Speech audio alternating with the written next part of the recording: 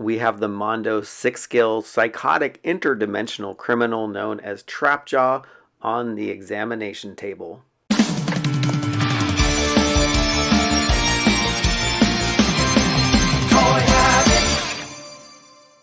And before we dive into the review, smash that like button, turn on notifications, and subscribe to the channel so you won't miss a beat.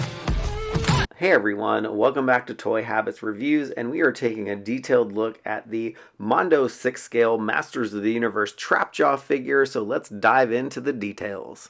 Alright, and here is the box front cover art, and it is absolutely outstanding. You can see Trapjaw with his oversized mechanical arm. His face looks really mean and nasty, and you can actually see teeth in front right there. His belt looks great, but what I love in the background is it looks like he laid waste to Eterno's palace while parking his Roton to pause for this wonderful portrait.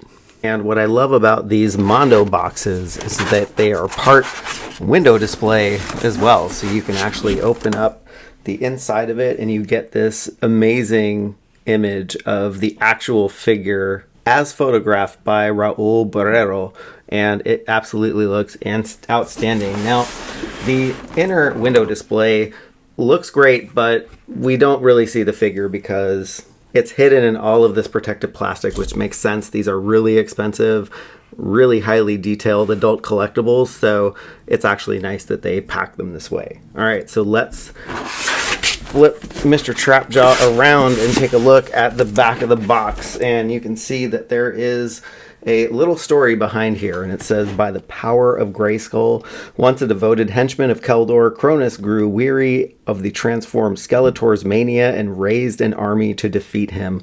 But Cronus was struck down, his jaw and arm destroyed, only to be rebuilt by Triclops as the wizard of weapons, Trapjaw. Now freshly escaped from Infinita, the psychotic interdimensional criminal returns alongside the rest of the evil warriors to sow mayhem in Eternia. And if it was up to me, I'd rather be called a psychotic interdimensional criminal versus a wizard of weapons, but I'm just saying. Well, let's take Trapjaw out of the box and see what he looks like.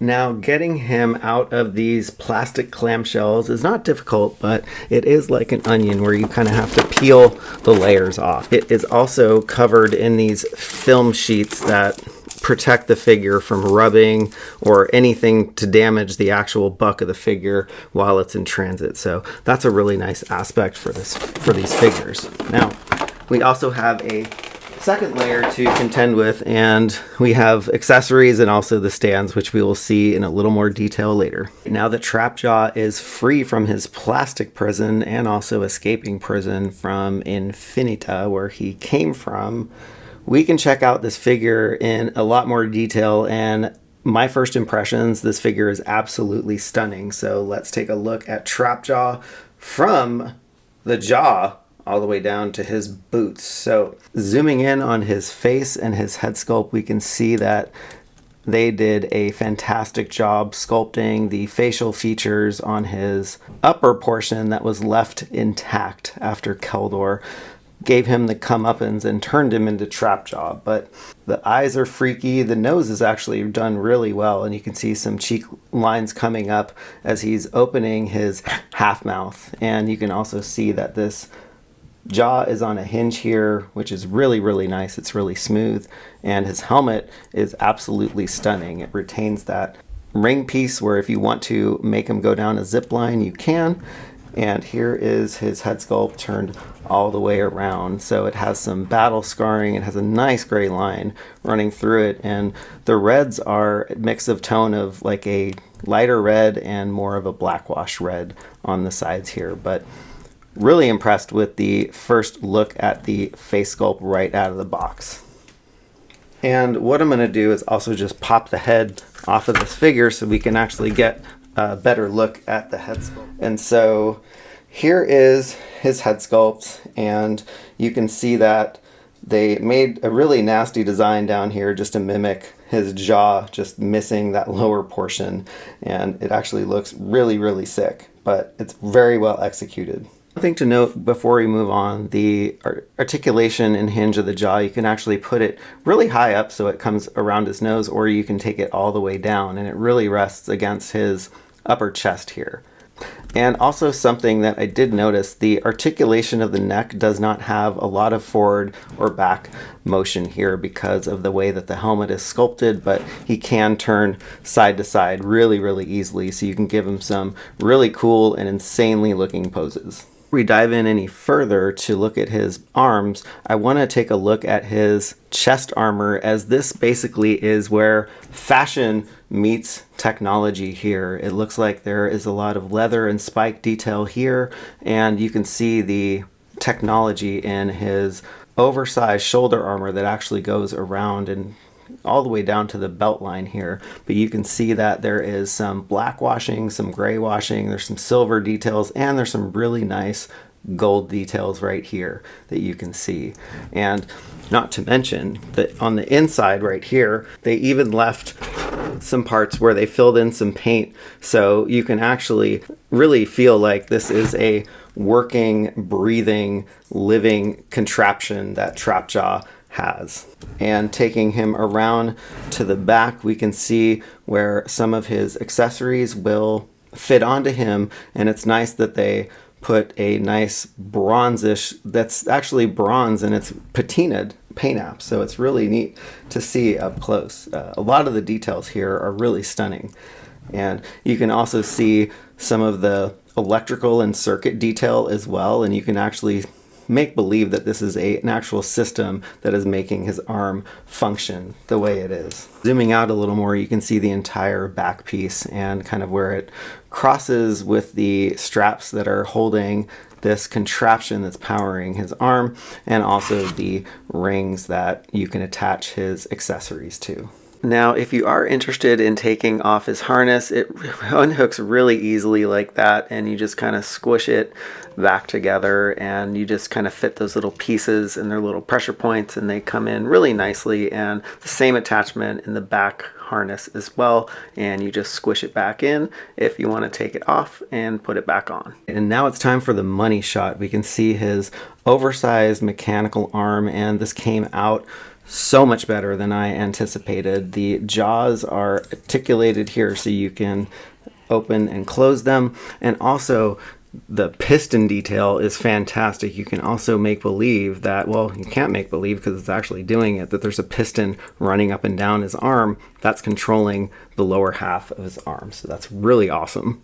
We also have some bronze detail here, and also some black washing and silver washing, and a lot of the parts that went into his arm, they look like they've been tattered, battered, and war-torn. So there's a lot of small finer detail on the protruding cog at the top of his arm to give it that nice even textured look. And he does come with some fantastic attachments, but we will take a look at those in a bit when we get him all geared up. But this articulated clamp that he has is really amazing. You can see all of the detail here, and you actually wouldn't want to get your hand caught in this because actually the piece is actually pretty jagged, so it actually would hurt you if you smash somebody's finger in here. But we're not going to do this because we love toys and we love people, and we do not like to hurt people. One thing to note with his oversized arm is there's not a huge range of motion here, so it pretty much can move up and down, but any side-to-side motion is very minimal, as it's pretty much a piece that is attached to Trapjaw's upper body. And so you're not going to get the articulation that you might be used to in an arm with this articulating mechanical arm. Speaking of an arm that came out seemingly unscathed is his left arm. And so what I love about the paint app is there are light blues kind of mixed in with a little bit darker blues, but it almost has a purple hue or tinge to it, which makes it look very realistic, and you can kind of see all of the defining lines in Trapjaw's muscles here. The mechanical detail on this arm came out really, really nicely, and it's a mix of bronze and also patinaed parts on this arm, and so I'm getting the sense that Trapjaw might need some bronze polish to fix this if he ever cares about wanting to clean up this side of his arm. And I would actually do that, because if I had a mechanical arm, I'd want this arm to look really, really nice. We'll cover off on the belts, his loin armor, his furry loincloth, and his thigh pads just because we have them in view for right now. But his belt looks absolutely stunning. So this gives the impression that his belt was actually bronze, and it is patinaed really, really well around this belt. So we have this skull and crossbones that for the most part looks bronze instead of around of his eyes and his nose. There are some green parts in here, but there's also some battle damage around there. And one of the cooler things about Trapjaw is that he has plenty of space to stow all of his goodies and attachments that go onto his mechanical arm. Now, while we're back here, we can see the rear piece of waist armor and how it hangs down. It has a very layered look, and it has a lot of detail, and that continues around to his side, so he's pretty much covered everywhere and everywhere where it counts. Let's take a look at his really furry loincloth, and his waist armor is bendy enough where you can just take a look at the fur that is underneath. And it has the same finish as it does on all of these, and it blends in really nicely to the figure. Now, we can see some blue skin peeking out of the thigh armor here that kind of runs up into his thigh pads, and his thigh pads also have that similar bronze and patinaed look to them. They also have some battle damage, so you'll see some silver washing or just silver detail that's kind of speckled. And taking a look at the back part of the thigh detail here, so his boots, or I'm not sure if this is more of a mechanical part that's integrated with the skin or just something that he jumps into, because we can see his skin here, but you can see all the silver detail, and I actually love the rivets that they have here. So it looks like these things are bolted on at the bottom here with these nice little silver dials that are just in the right place, and it helps break up all of this black that we see on his backside. Also has some really great knee cap armor here, and it's very detailed, and it kind of flows into the boots, which are designed very nicely. I love the way that they did the boots on this figure. There's some green detail again to help break up the black here. There's also a kind of a shoe that he has on, and you can see that the bottom of the soles of the shoe have some nice gripping texture on them, but down here we can kind of see his blue skin, so this is making me think that this is just a piece that he slips into for battle. So it'd be nice to know what his jammies look like, but I guess we're never going to see that probably. So, but great looking boots all around, a lot of detail, a lot of layered look to them, and they actually really make it look very angular. And we know that Trapjaw likes to have some style, because this is a nice part where it looks like it's more of a leather piece that's coming over his foot here. So that does it for the quick up and down view of Trapjaw. So let's take a look at the weapons and accessories and get him geared up. And Trapjaw comes with a lot of weapons and accessories, so let's take a closer look at each of them right now. Starting with his left hand, we're not going to pick up both hands, but they did a really nice job at just including some of the more human details and the texturing. It looks like he actually has veins on his hand, which he should, because he's still a living being. All right, and taking a look at his spiked bat, this thing is really pointy, so you actually need to be careful that you don't impale yourself while you're playing with this toy. You can see the indent that it makes on my hand there, but this is a really cool piece, and I'm glad that he came with some grasping hands, because you can put him in some really awesome poses with this thing. It's silver on the top, the spikes are silver, and it has a green base with a lot of detail. The wrap on the handle is really cool, as it kind of has like an infinity design going around it, and the bottom of the base of the club is green. So really cool weapon. And moving down to his more normal attachments that go on his arm, we have his laser cannon attachment, and this is designed really well. You can actually see that it's modeled after like a 50 caliber machine gun or something, because you can see the holes here. So it kind of resembles one of those pieces. But again, there's silver detail here, and just the piece is sculpted really beautifully to bring out all of the detail and all the classic nature of this attachment. Now, there are ports in here, but this figure does not come with any blast effects, so if anybody makes any third-party effects, I'm sure you could just slot them in here. I think it'd be no problem. Fly Swatter is a fun one just because it was in the vintage cartoon, and of course it was pink there, but this one has a nice black and silver wash to it, and I love the electrical cord running up into it, so it looks like it can contain some energy to really zap people or just double as an actual Fly Swatter.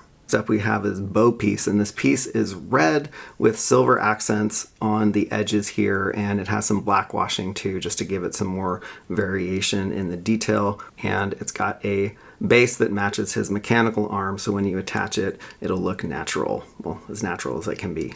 He also comes with a massive hook, and the hook is very detailed, and there is this gold or bronze wrap that's on the end of it. I'm not really sure what the purpose is, but the hook looks really good. A lot of the older Trapjaw figures, the hook was very small, and they really corrected this with this one, and it's really an overall very nice piece.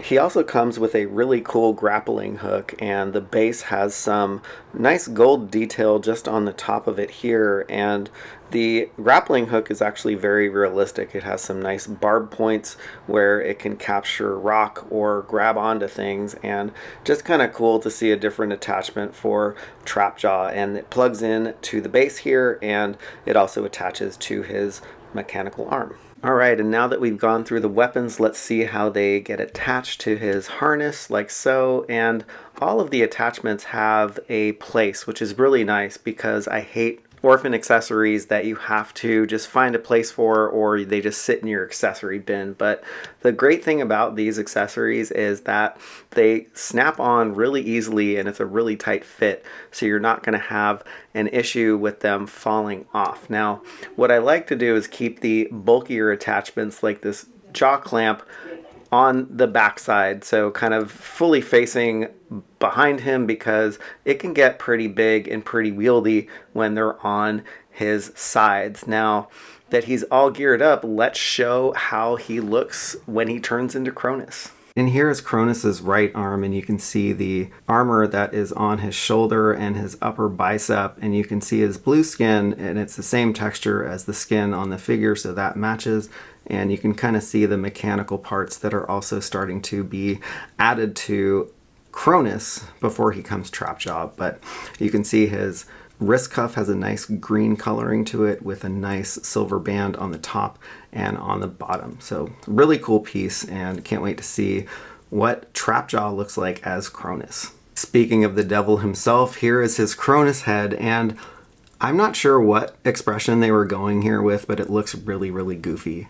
And this is the same feedback that I had on the Masters of the Universe Origins Cronus head. They just can't seem to get a normal looking head and facial expression, but maybe this is what he's supposed to look like, so maybe I'm not here to judge. But he's got red beady eyes. You can see his snarl that he has, and all of the cheek and skin detail that they've poured into this face sculpt really makes it look realistic. And it's kind of cool to see Trapjaw's helmet as Cronus, as it has not been modified for his lower jaw. So we can take a look at that. And it's got a nice red coating to it with some black washing around the base here. And I love the point that they have. And so it's nice that they didn't put a ring up there as well, just to give it some variation. And actually, come to think of it, he kind of looks like Goldust from the WWE. So Goldust has had a lot of variations, but he kind of has a similar face to Dustin Rhodes. I'm just saying.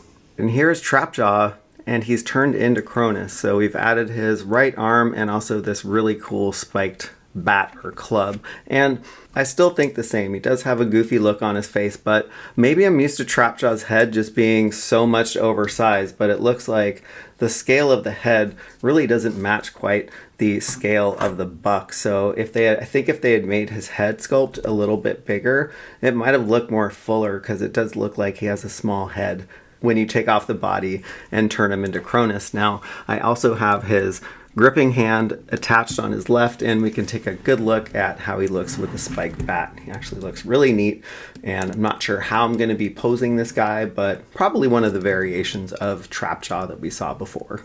And last but certainly not least is his alternate trap jaw head sculpt, and this looks outstanding. There is some really cool detail here where it looks like his jaw and his face are just torn up. And of course his lower jaw is missing, and we can get a look at that disgusting detail down here. But his lower jaw is just more angular, and it's just a differently shaped piece than the one that came packed stock with the figure. Has the same silver loop up here, and really love the expression here and the yellow eyes that they gave Trapjaw, and it's just a really nasty looking look for him. Now I'm not going to put this head sculpt on him just yet, but I just want to work this in to compare what these two head sculpts look like, and really the main difference lies in the way that the lower jaw is sculpted and also some facial detail here, but he also has a different look on his face, and you can also put his jaw pretty far up and it comes pretty far down too, so you can kind of see that nastiness in his mouth. Right, and here he is with his alternate trap jaw head, and this one actually looks really cool. He looks a heck of a lot meaner and looks like he can do a lot of damage with this more angular lower jaw that he has here. So again, same articulation stands as the last one, not a lot of front and back movement, but you can turn his head from side to side just to give him some cool poses. And while we're down here, we're going to take a look at some of the attachments in a bit, but it's actually very easy to get his claw attachment off, and it kind of makes a little squeaky sound as you take it off, but there's really just a nub on the end of his mechanical arm, so which allows all of the pieces to come on and off really easily. And let's kick things off with his ginormous hook, and it looks fabulous. The scale is huge, and you can turn it either way you like, so you can have it displayed up or down, but just a really massive hook and really goes well with the figure.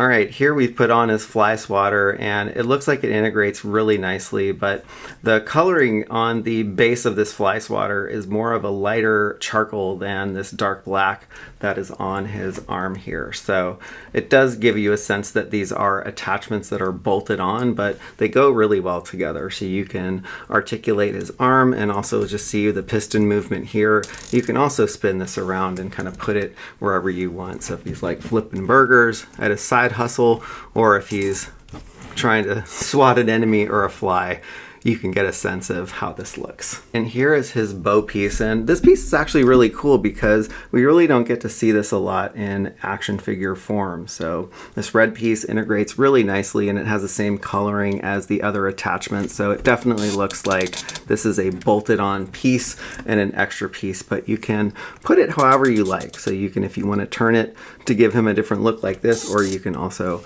put it like that. So he looks great either way. And now we have his laser cannon attachment, and this has always been my favorite attachment to put on him. So again, love the detail in this laser cannon, but you can just also see how really cool this looks when the arm is actually fully extended or partially extended. It gives him a really interesting look. So you can kind of make it look like he is from the cartoon, because I don't think there was a ton of articulation that they did in the Filmation cartoon, but it's really cool that you can manipulate his arm pretty much any way you want and get the look that you want to. The last attachment that we're going to take a look at is his barbed hook. Now, there is some bronze detail here, which is really nice because these pieces are just a lot of grays and they look really dark. But the cool thing about this particular attachment is it comes with a really nice string, and you can put the hook into the base of the hook where it shoots out from.